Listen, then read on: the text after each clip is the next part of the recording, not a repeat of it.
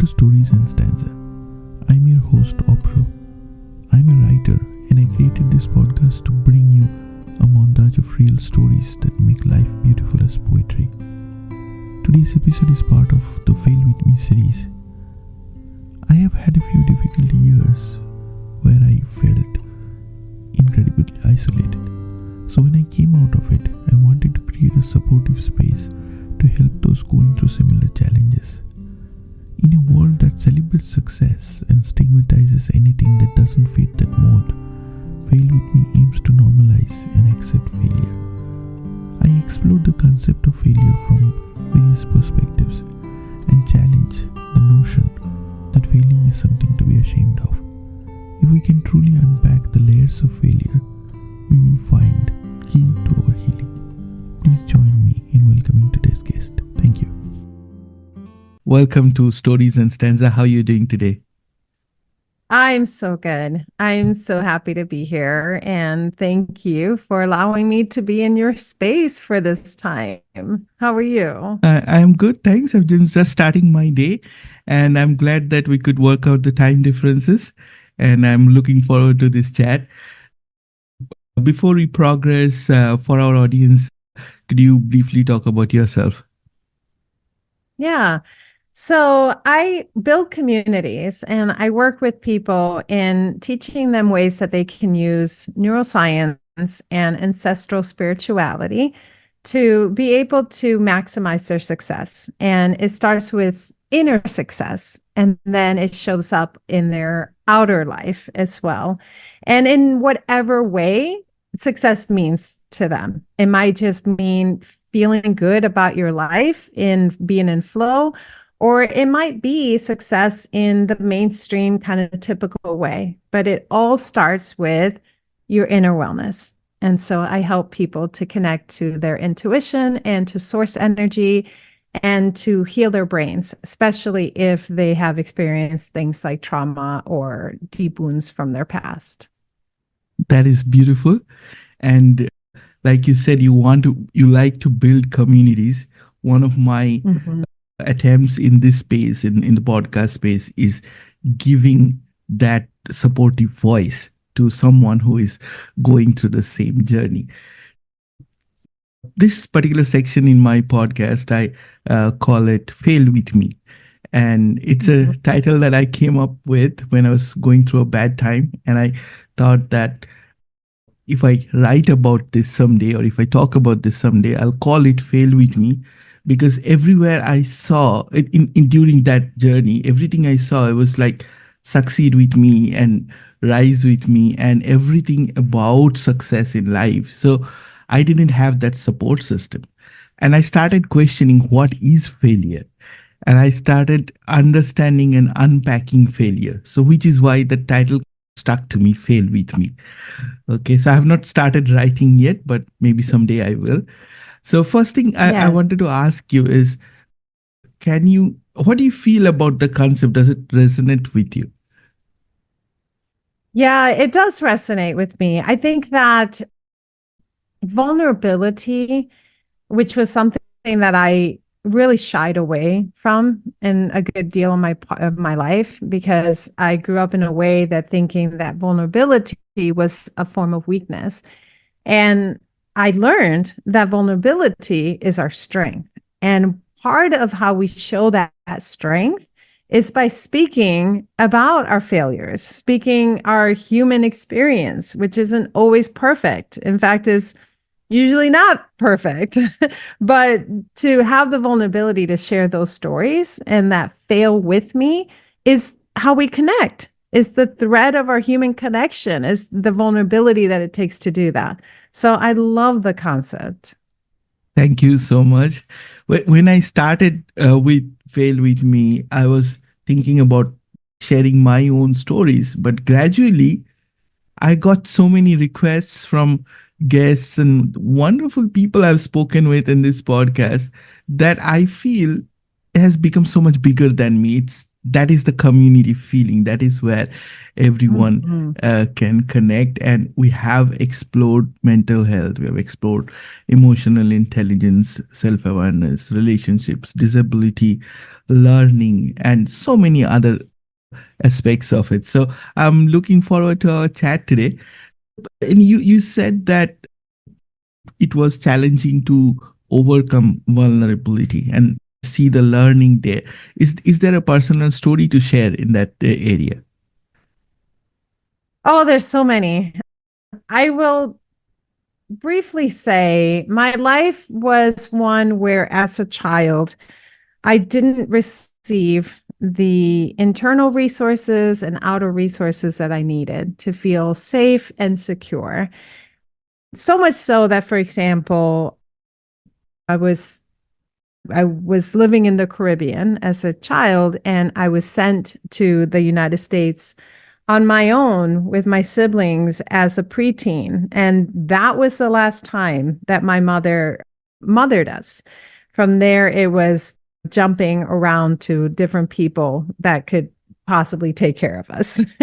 And so I have, in that process, I learned, okay, don't show weakness, because if you show weakness, you might be overcome. I had to like present as strong to survive. And so that meant don't be vulnerable. That's basically the message that was sent to my brain. It was don't be vulnerable. That will make you a prey to people that might hurt you, because there were so many times where that would happen. And so I shut off vulnerability. And there's so many different stories where that happened. And it wasn't until I became an adult where I learned that's not sustainable. And it definitely doesn't bring you closer to people, and it doesn't allow them into yourself, into your space. And so I had to learn how to be vulnerable and how to open up to share my story without fear, without shame. And that in that, I was going to be able to connect with other humans and other people because they would be able to relate, which is exactly what happened. Thank you for sharing that journey. All of us have gone through that phase in one form or the other. Can you briefly told us in the beginning about what you do and the kind of awareness that you help people build. So can you tell us about that? Some of those concepts. Yes. Yeah. Yeah, for sure. So my journey started, it's always been through community. So whenever I needed a community, I built that community for the purpose of me being able to be part of it. So the first community that I built was after I had my child, and I felt that loneliness in being a first time mom. And so I built a community that were people that were also raising their children in a very natural way, because I knew that I was going to parent differently than how I was raised. And so I did that for 10 years. That community eventually became part of a store that I opened, an education center that I opened, expos that I was running. And I did that for 10 years or so. I transitioned later where I really started to recognize that the work of parenting wasn't it wasn't the tools or that how to stop a tantrum or what do you do with this and that. The work of parenting was our inner work. It was our own alchemy. It was our own transformation. And that when we took care of ourselves in the inside to transform, to shed the layers that aren't ours, and to become the best version of ourselves, parenting then easily flows. Like it's just like a cascade of an easy flow. Then I realized, wait a minute, this isn't just about parenting. That alchemy just needs to happen internally for all individuals, whether they're parents or not. It is through that inner transformation that it cascades into that outer transformation. And so then I shifted over to working just with individuals, whether they had kids or not. And that's currently what I do. because I experienced trauma and was able to detach from my trauma through working with my brain and through ancestral spirituality, I started to speak on it. And then it grew a community naturally. People started to gravitate and to want to hear more and to relate. So many people relate because, like you said, a lot of us have experienced something. So they related, and I've built a community with them. When that community has become my community, and I do it when my socials, I give absolutely everything that I know away. Everything that I know, you can find it in all of my socials. You can find it in my writing. I don't gatekeep anything. And then I also have a mastermind. We're a small group of people. We all come together and we just work closer together with each other. And then I also work one-on-one with people where we'll go through 6 weeks or 12 weeks together where we're working one-on-one, very highly personalized, and we make transformations. So those are the ways that I work with people. That's doing very the inner inspiring. work. And I can say that I relate to this as a parent because the way I was brought up and went through schooling and as there was all that conditioning, you cannot do this, you cannot be vulnerable, you cannot do these things. And it led to having a lack of confidence for the longest period in my life, which is when I tell my daughter that be yourself, whatever you want to be in that moment. If you want to be emotional, if you want to be strong, if you want to be adventurous, do that because you will slowly build yourself. You are not conforming to a standard or a conditioning that I am giving you. You have to be yourself, whoever that person is. So Yeah. that's very That's so interesting. beautiful. I love that. That's so beautiful because if you have a parent like yourself who's telling you that and allowing you and giving you permission to be Yeah, who you are and knowing that there's no judgment and you are still accepted, the level of safety and security that your daughter's growing up with yeah. is going to allow her then to have that freedom to express herself, to be authentic, and to build healthy relationships with her friends and with her partner as she grows up because of the work that you're doing and giving her the space to be Yes, herself. So it's I love it. It's very beautiful. interesting to me because so what happened is during COVID, my daughter said that can I go to art classes or something, and in Melbourne, we had the strongest of restrictions and lockdowns and everything, and I tried very hard and I couldn't find any art class or anything that I could take her to, and I said that just take some pen and paper, just draw anything that you like, and if you don't like the output, just throw it away, draw it again, and keep doing it. Okay. And I said that you have to find a way to channel your inner artist to your work. So Mm. now 4 or 5 years later, I see that she's so confident and so good at what she's doing in her art and everything. And she doesn't need any coaching now. She's self-sustaining there. So she does something wrong. She says, Dad, this is wrong. I am going to do it this way. And sometimes she's really proud of her work. So that independence, I think it matters to me a lot. So I Yeah. definitely relate to what you said that how we are brought up and how we are bringing up our children. So that is a step up. That is where Yes. we need to show maturity and our experience and wisdom and everything. Okay. Now, you said that you talk about the healing and then there are practices that you tell people. And I wanted to understand your some of your ideas in that space. Like you said, when we have experienced trauma, what happens in our nervous system and how we slowly heal out of this.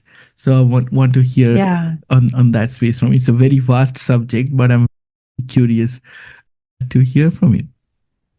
Yeah. What's interesting is the more that I learned about the neuroscience and so much, I got so fascinated with it that I'm pursuing now a graduate studies on neuroscience because I'm highly trained in the ancestral practices and the ancestral spirituality. And I want to balance that with the neuroscience, because a lot of the neuroscience is actually proving a lot of the ancestral practices to be effective and true.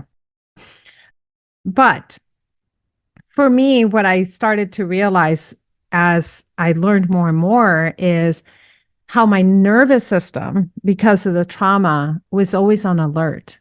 And this is very common for people that experience trauma, is their brain basically puts them on always alert. This can happen to you again at any given moment.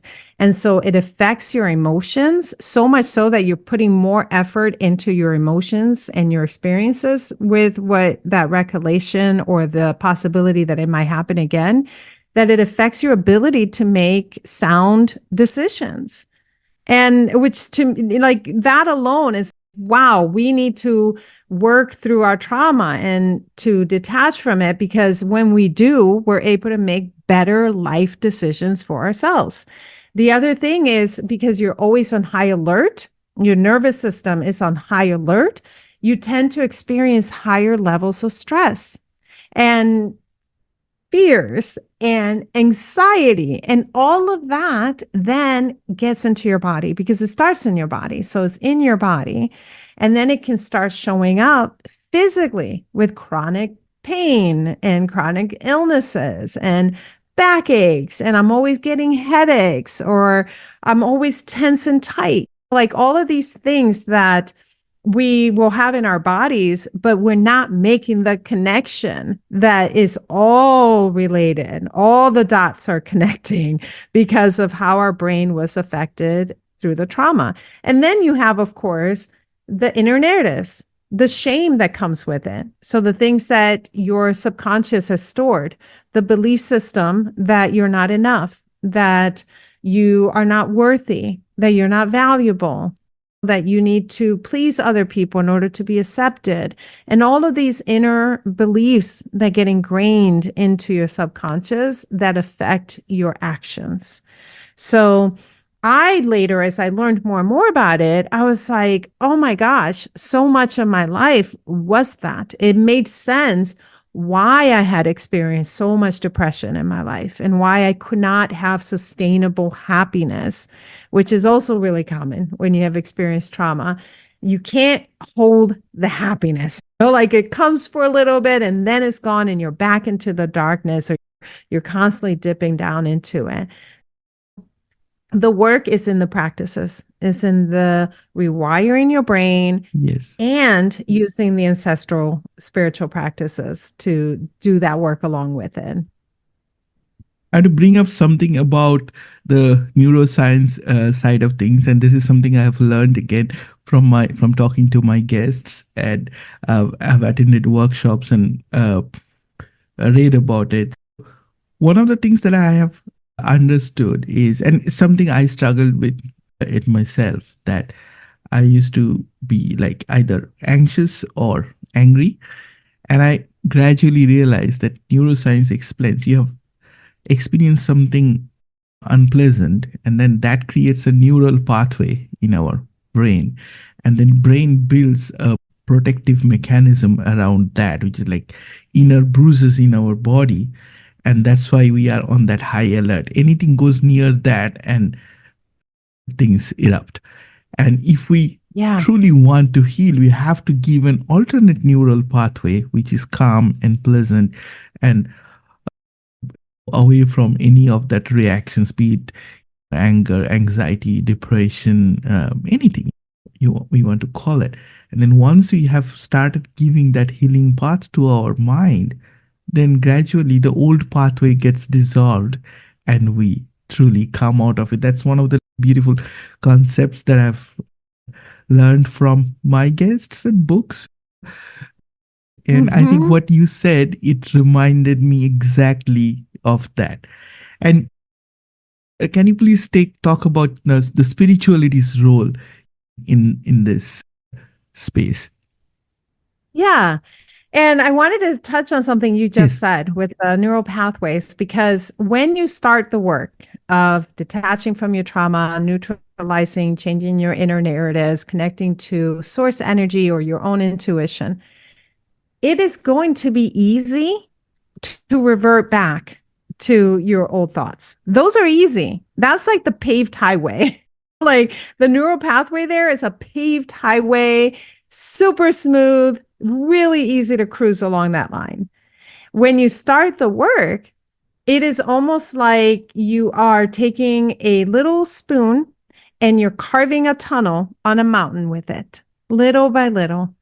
And on the days when you're like, this feels like a lot, that beautiful paved highway that's going, don't do it. We are not good enough. Let's stop. Let's go back to our comfort thinking. The thinking that we know, the way that we protect ourselves is going to look really, it's going to look really appealing. You're going to be like, I could just go back to my old ways. But you have to, it's almost like you have to reach the point where you've had enough of the narratives and the high alert and the stress and the anxiety and the pains and all of that, that you're willing to do the work, even though it's not going to be easy, but you're willing to do the work to change that neural pathway, because that is what you're doing. You're creating a new tunnel so that it becomes later, once you create it, it becomes your new shiny, smooth highway. Exactly. But you have to do the work to do it. Yeah. So with the spirituality is,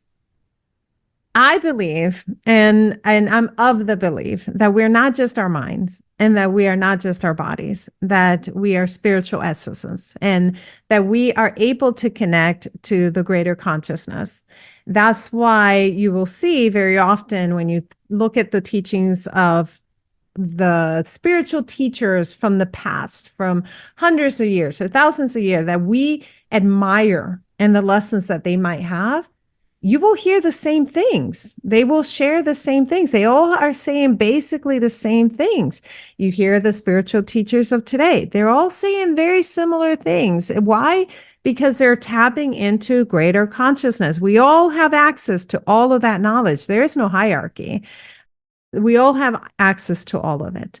So the spiritual part is, how do I reduce that alertness? How do I quiet the voices that tell me otherwise? And how do I come back to myself? Because yourself is majestic. Yourself is whole and complete. Yourself is powerful. That is your state of being. So how do I connect to that state of being so that I can have clarity in my life? I can have emotional wellness in my life. I can have mental wellness in my life.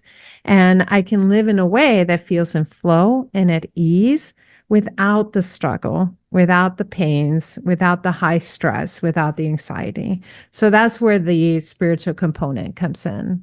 That is so beautiful and fulfilling. Uh, I will give a personal story here.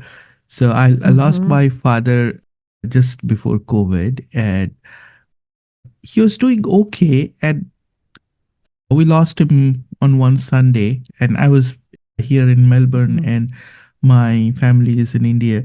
So it took me about a day to travel and then do the last rites and everything. And it was so sudden that I found it very hard to accept that there are all the stages of grief and everything. But I felt that later, like in some of the difficult situations when I've been through, I felt that he was there, like what you're trying to say, that knowledge.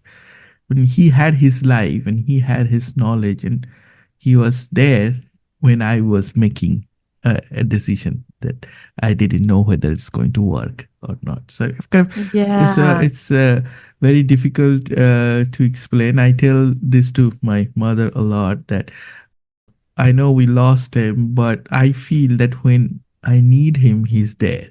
Maybe in spirit, maybe with the knowledge, maybe with everything he tried to teach me. So it's there somewhere. Yeah, that's beautiful. Yeah, and I agree with you. He's there. His spirit, his physical being isn't here, but his spirit doesn't go away. So I think it's beautiful that you're able to feel him.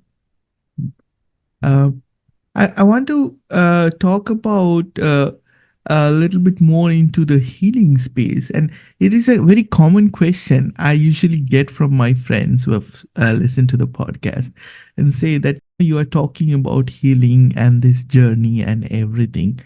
But in our day to day, we are so tangled, we are so busy, we are so occupied, we're just barely coping. We are not healing, or we are not rising, we are not creating that alternate pathway. So what can we do in our lives that can lead to a better future? Yes. So I know that the word healing is used a lot to describe this. I tend to think about it as coming back to yourself. So, what are the ways that you can come back to yourself? Because yourself is already whole and complete and majestic and powerful and divine. So, how do you come back to yourself? One of the ways, there's three different ways that I usually will recommend to people. And here's the thing, they're not complicated ways. These are easy ways. It's just, there's no like complex series of steps that you must take in order to do so one of them is meditation. And I did not grow up in meditation, so it was completely foreign to me. I also had expectations of what it should be. And I think this is what blocks a lot of people from continuing with meditation is the expectations of what it needs to be versus the reality of what it is. So I started with meditation. I started the same way that I recommend to people who don't meditate is literally 1 to 3 minutes, 1 to 3 minutes a day. And all you're going to do during that time is just breathe. And you're going to be aware of your breath. And that's it. And if thoughts come in, that's okay. And you're just going to let them know, I'll think about you later. And then your timer will go off and you'll be like, I did it. That felt long, but I did it. And then you just do a little bit every day. And then it becomes a habit and you start extending the time. And there's a lot of science on the benefits of meditation. Then the other one is breath work. So all of these are things we own. We don't need to purchase anything for these. Meditation you own and breath work you own. And it could simply be there's so many different breath works. You can find them online, but it literally could be just breathing in for a count of 4, holding it for a count of 2, slowly exhaling for a count of 8, and just doing that again for maybe 3 minutes. If that's your beginning state and you're just doing that for 3 minutes. And then the third one is connection with nature. And that's ecotherapy. It's a real thing. And it's just getting yourself out in nature. Now that's different than getting yourself out in nature in a big party and all your family's there and you're out in nature. I'm talking about you take yourself out to nature. Maybe you go for a walk. Nature could be a walk. Even if you live in a city, you could go for a walk without devices, just allowing yourself to be. Or you go to a local body of water, or you go to a hike, or you just sit at a local park bench and maybe you practice your meditation there. Maybe you practice your breath work there. Those are the ways to start. That's it. You just start. And through that, you will start to notice that you will want to seek out more. But those, you can choose one of these, by the way. You don't even have to do them all. You could just choose one that you start with. And that's the way that you begin. Thank you so much. I feel that was very like simple beginning, and it has such a big potential underneath to follow those steps. And I really love the energy and the positivity that you carried throughout. And I'm sure that when someone is listening to this podcast, they will be able to relate to those feelings. Yeah.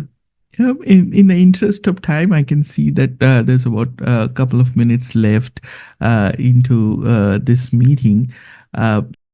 Is there anything else that you think you should share with the audience in this context? Yeah, I would say, and particularly because we did talk about trauma and some of the things that we may not have gotten when we were younger and how it affect us, is to remember that you're not alone. That's one thing that a lot of people who have experienced trauma, you feel a sense of loneliness. You feel that you are the only one. And all of those stories are in your head telling you that is true. You are the only one and you're not worthy. And all of these things is to realize you are not alone. You're never alone as you feel. And to remind yourself of that in your dark moments, you're never alone as you feel. And you can always reach out to share your story. Story's really healing. So you reach out to me, you reach out to you, you reach out and just share your story and know that somebody's going to listen. And that is the beautiful community feeling. And that is the vibe I am getting after creating this Fail With Me space. I'm getting so many requests from people to come and share their story here, that it's very inspiring and warm and gives that community feeling. Mm. So yeah, thank you, Giselle, for taking the time and coming here and talk to Stories and Stanza. We are running out of time today, but I would really love to hear from you again if you join me. And this was such a lovely Yes. discussion.